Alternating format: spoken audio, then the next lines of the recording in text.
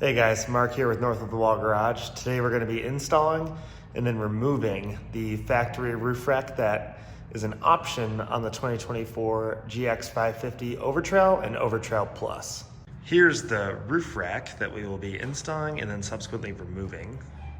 And the reason I say Overtrail and Overtrail Plus models and not the premium and luxury models is due to the raised roof rails that the Overtrail models come with. The luxury and premium roof rails are more integrated into the roof itself, which would change maybe slightly the installation instructions. Okay, so pretty simple set of tools you will need today. The included hardware are these effectively plates that sit on top of the units, which grab the actual rails, and then some T30 star bolts. So the required tools that you need then will be a flathead screwdriver to do some very, very light prying, or something that would be similar to a flathead to pry. I have a 1/4 inch and a 3/8 inch drive, but that's just depending on the size of the actual heads that you have. This is a 3/16 hex head. Whatever the metric version be of this will fit as well. You're not doing any severe torquing, so really imperial or metric is fine, as long as it approximates the size of 3/16. And then, as I noted earlier, those T30 bolts, which actually secure these included units. This is again what grabs the rail. Those T30s secure this down and clamp to the rail. So that's really the main source of connection to the roof rack itself. So just taking a look at the factory roof rack as well, when you buy it, there are little markers here with tape, and then the factory drilled holes as to where you need to ultimately have your grips on the roof rail, or where they need to be spaced out. The other thing I would point out is these middle bars are not movable as a part of the factory rack. However, this is very durable plastic. You could drill through. If you drilled through, these are the bolts you could reuse to secure the crossbar on another part of the rack. So although it's not designed for that necessarily, it seems like you could make some modifications to it. Although honestly, if you were planning on manipulating the crossbars and changing the layout, an aftermarket rack might be a better fit. Okay, so our first step is going to be securing these grips to the top roof rails, which ultimately the roof rack will sit on top of these. And to expose the bolt that you'll need to fasten to the roof rail itself, you're gonna need to pry this plastic piece out right here. Get the camera to focus. Right here to expose the bolt. So I'm gonna go do that. Just take your flathead and just a light pry, very light pressure. That releases it. Pop the rest of the plastic piece off, and you can see there's this tightener here, and this is where that 3/16 hex head will fit into to get on the rail. Another good indicator as to where exactly you're going to place these units on the roof rails is if you climb up on the running board and you look at the actual rack, you're going to see there's a couple pre-drilled holes there, and there is, you can see on these units, a couple little, call them bolts, that kind of sit in there snugly that fasten with the clamp that's secured to the roof rack. So those will be your approximate placement for each and every grabber, I'll call them, that sits on the rails. So looking here, I'm going to mount the closest to the driver's side. Right now I'm looking at the passenger side, so I'm going to zoom out here and just look to place. Now, I haven't washed this car since these grips were originally on here, so you can kind of see there's a little bit of demarcation of where these originally sat. But if I was looking and didn't know, I would just look at the reverse side, find the holes, and place my grip. Now in doing this, you're gonna have to probably loosen this bolt a little bit more to expand this actual grip to basically allow it to grab the rail, and then from there we'll actually tighten it back, then it'll be properly seated. All right, so I'm standing on the opposite running board just to do this work, and like I said, you want to loosen that bolt up just to expand the grabber or the grip. And now I've got it pretty wide, maybe give it a little more here. And then a good tip is basically put the grab side in first and then push and seat the mount on the other side. So the grab side is on, I'm gonna push and seat that mount. And those holes are right here, there we go. So I found that I kind of slid the grabber piece onto the rail, found the holes, and now I can just kind of hand tighten to get that clamp tight. Okay, so that's hand tight, and then I'll just give it a couple turns on the wrench here.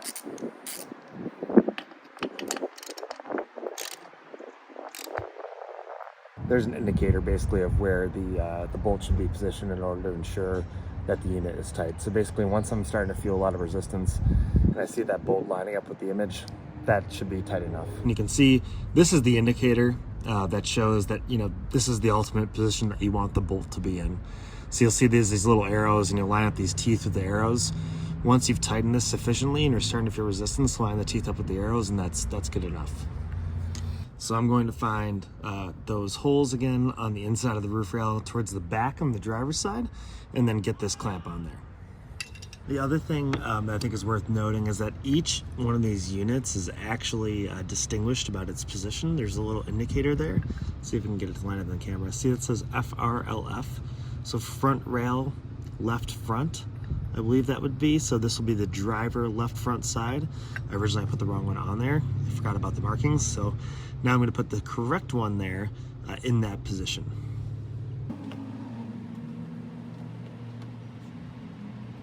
Now we have the rear rail, left side. Rear rail, left.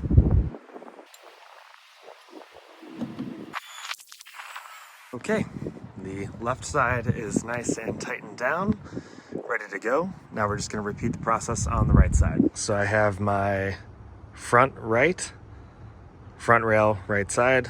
This is nice and loose. Let's go get it aligned. I'm stepping on the running board here right by the passenger seat. I'm seeing approximately where my other one is. I'm just going to kind of line it up like that, but there are holes on this other side. If you're not really sure, get the clamp on and then slide it down the roof and you'll find those holes. There it is.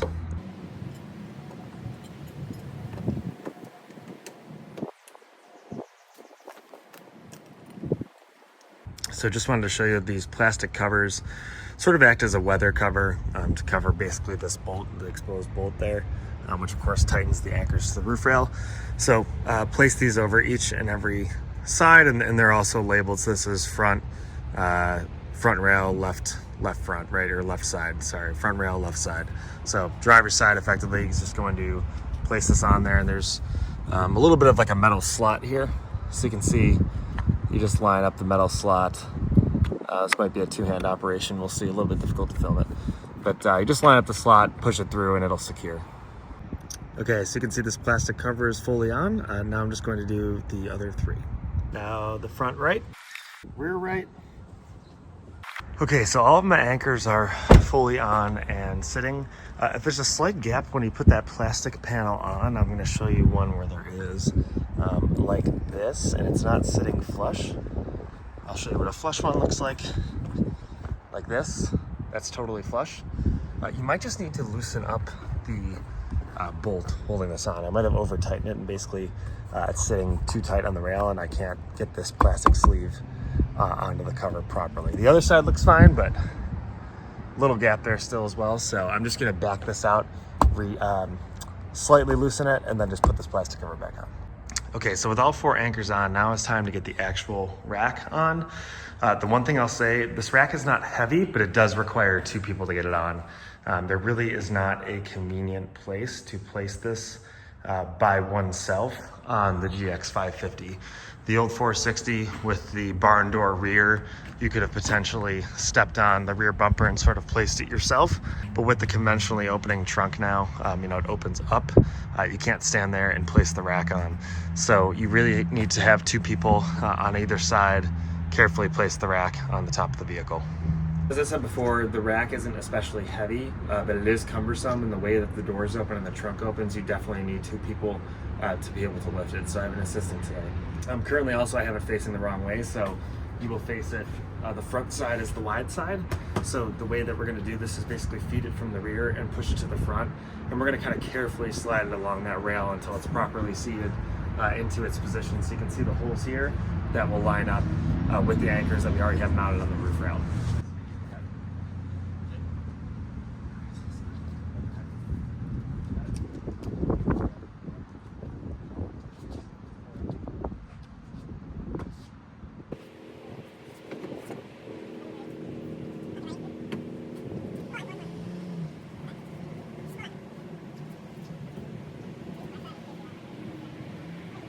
So once you have this thing actually on the roof rails, you're going to probably have to make some minor adjustments in order to get the rack to line up with the anchors that you previously put in. So got a little bit of daylight here, so going to get this adjusted so it seats properly.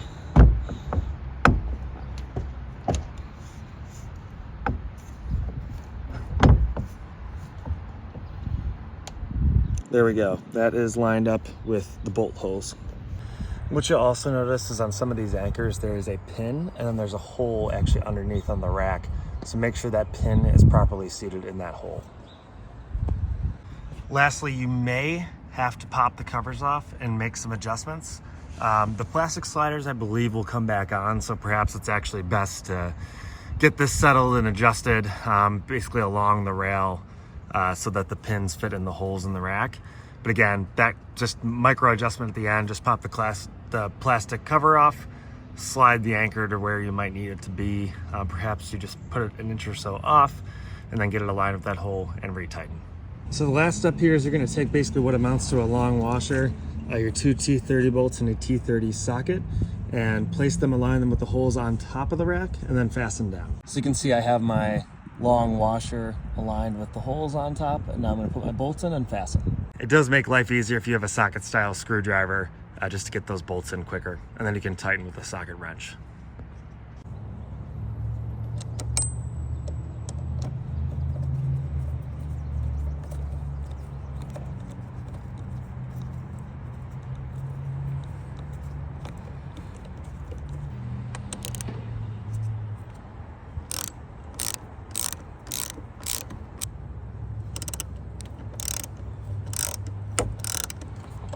Another thing to note for this roof rack, and I'm sure it's the same with aftermarket racks, maybe a slightly higher static load capacity, not really sure how that works from an engineering perspective, but dynamic load 163, static 600.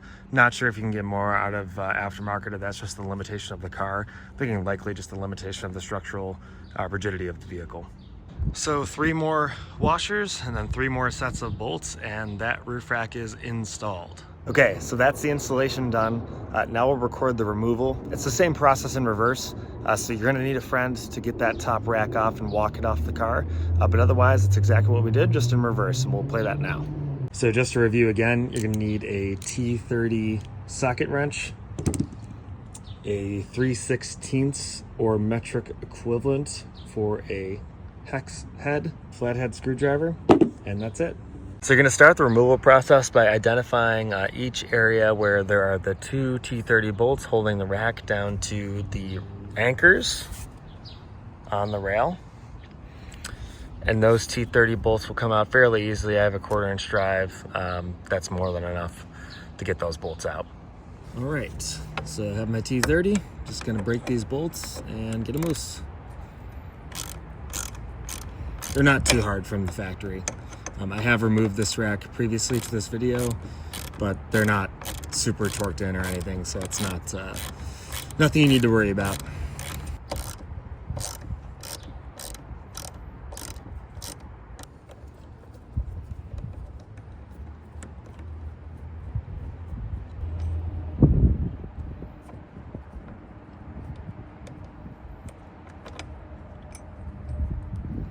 So I remove the bolts and then remove the washer.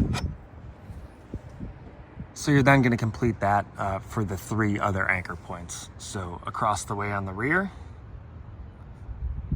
across the way on the front, and on the same side on the front.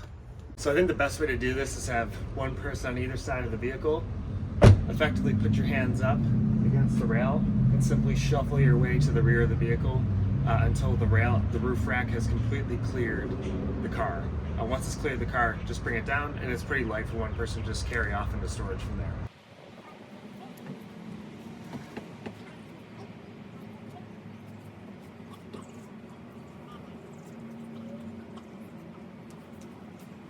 And as I said, for one person, you can carry it and put it in storage.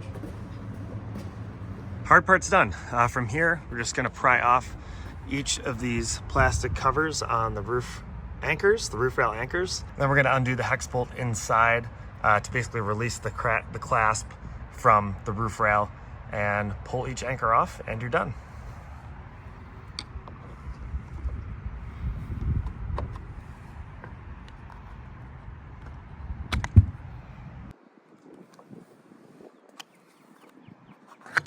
Okay, lastly, take your 3/16 or equivalent and loosen up the hex bolts inside each anchor, just to free up this clasp so you can ultimately remove the anchor easily from the roof rail.